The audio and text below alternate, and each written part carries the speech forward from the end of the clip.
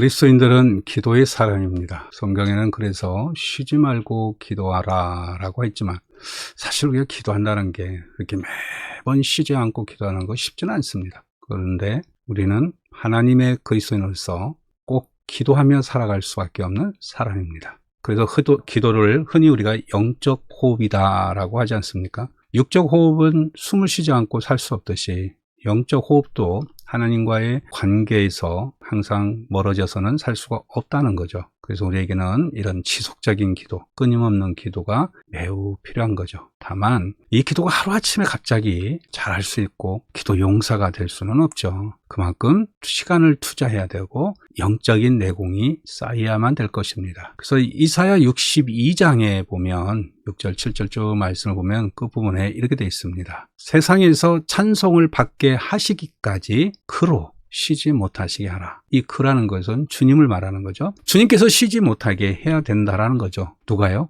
우리가. 우리 주님께서 우리의 기도를 들으시고 우리 기도를 통해서 일을 하시게 만든다는 거죠. 이것이 바로 기도라는 거죠. 그래서 그 유명한 말 우리 다 아시잖아요. 우리가 일하면 우리가 일하는 것이지만 우리가 기도하면 하나님이 일을 하신다는 거죠. 그래서 그 유명한 목사님이 그런 책에서 그런 얘기를 했었죠. 너무 바빠서 기도합니다. 너무 바빠서. 그게 바쁜 일들이 많다 보니까 그 일 때문에 기도를 하는 거죠. 우리는 보통 이렇게 생각하잖아요. 바쁘니까 나중에 시간 나면. 바쁘니까 조금 이 상황을 잘 해결한 뒤에 그렇게 말을 하죠. 그러나 이분은 바쁘니까 기도해야 된다는 거죠. 마치 기도는 내가 시간 날 때 하는 게 아니라 매일매일 계획을 세워서 해야 된다는 것을 말을 하죠. 기도하면 이제 우리 성경에 많은 능력 있는 사람들, 그분들의 기도 속에서 우리가 볼 수가 있죠. 다니엘 같은 경우는 총리 대신이 되었고, 그리고 자기가 모든 일정 속에서 바쁜 가운데서도 항상 하루에 3번씩 주님을 향하여 기도했다는 것을 우리 잘 알고 있지 않습니까? 바울은 뭐 성경 곳곳에 교회들을 위해서 성도들을 위해서 기도했고, 바울의 기도 중에서 또 유명한 하나의 사례가 있잖아요. 감옥에서도 기도했을 때 옥문이 열리고 간수가에게 하나님의 놀라운 말씀을 전해주는 얘기가 있지 않습니까? 예수님은 우리가 기도의 모든 것들을 우리에게 보여주신 분 아닙니까? 틈만 나면 산이 가고 한적한 곳에 가고 밤이 맞도록 기도하고 큰일을 앞두고 기도하고 우리에게 가장 중요한 주기도문을 알려주시면서 이렇게 기도하라. 하나님과의 모든 관계에서 최우선순위가 기도라는 것을 우리에게 말씀해 주지 않습니까? 자, 우리 생각해 봅시다. 다니엘, 바울, 예수님 이분보다도 여러분 뛰어나십니까? 왜 근데 우리는 기도하지 않죠? 그분들도 그렇게 기도에 올인했는데 왜 우리는 기도를 안 할까요? 우리 기도에 열심을 내고 기도에 최선을 다하는 우리들 되시기를 간절히 바랍니다. 따라서 기도는 계획이 필요합니다. 기도에 대한 방법, 시간, 내용 이런 것들을 배우고 또 어떻게 기도해야 되는지 기도 계획서가 있어야 됩니다. 우리는 하나님과의 기도 가운데서 이 청구서적인 기도를 많이 하고 있는데 사실은 청구서적인 기도가 아니죠. 우리 하나님한테 자꾸 청구서를 내면서 이렇게 해주세요, 이렇게 해주세요, 이렇게 해주세요 하는 청구서를 내미는 기도가 아니라 계획서를 받는 기도가 돼야 되죠. 하나님은 이런 계획이 있다, 이런 계획이 있다, 이런 계획이 있다.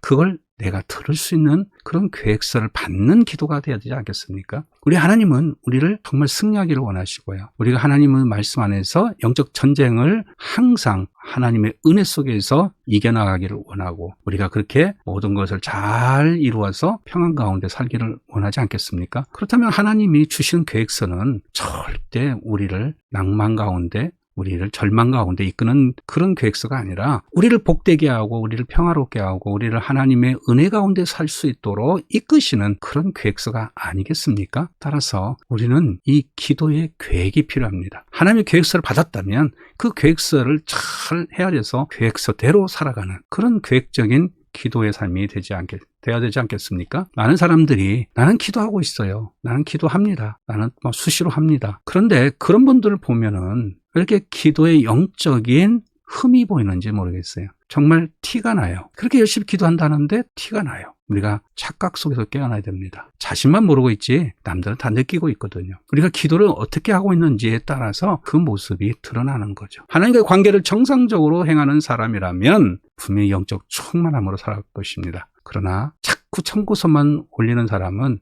낙심과 좌절을 많이 당하기 때문에 하나님은 늘 어떨 때는 우리를 멀리서 보시기만 하기 때문에 바로 우리에게 응답이 안 오는 경우도 있죠. 그러다 보니까 실망 좌절 속에서 자신의 나약한 모습들이, 허탈한 모습들이 나타나게 되는 거죠. 그런 것들이 바로 티가 나는 겁니다. 여러분, 우리는 기도의 승리자가 되어야 될 줄로 믿습니다. 그래서 좋은 기도 시간을 계획하고 좋은 기도의 만남을 많이 우리가 해 나가야 될 줄 믿습니다.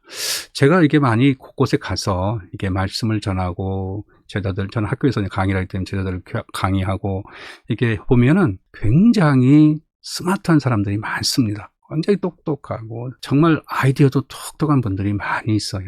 저렇게 정말 어쩌면 저렇게 똑똑할까? 어떻게 하면 저렇게 스마트할까? 이런 사람들 많이 있어요. 그리고 막 구상도 참 놀라워요. 막 인생 구상, 사업 구상, 경제 구상, 목회 구상 너무너무 참 멋있어요. 그런데 그런 사람들은 참 많은데 영성 깊은 목회자는 많이 찾아보기가 힘들어요. 그러니까 이게 영성이 없는 지혜로만, 지식으로만 나가는 그런 기도 목회자들이 많이 있다는 거죠. 사역자들이 그런 곳에서 너무 연연하다 보니까 막 여기저기 막 목회 세미나만 찾아가고 목회 무슨 연수 이런 모임들은 많이 가는데 정말 하나님과의 온전한 만남을 갖는 그런 영적 깊은 시간은 많이 갖지 않는 것 같아요. 오늘 우리가 다시 한번 돌아볼 것은 나는 정말 하나님 앞에 어떤 모습으로 내가 세워져 있는지, 나는 주님과의 기도 관계를 계획적으로 만들고 하고 있는 것, 기도 시간을 계획적으로 확보하시기를 간절히 바랍니다. 우리는 마음만 먹으면 언제든 할 수 있잖아요. 세상이 아무리 바빠도요, 놀 사람들은 다 놀고요, 사랑할 사람 다 사랑하고요,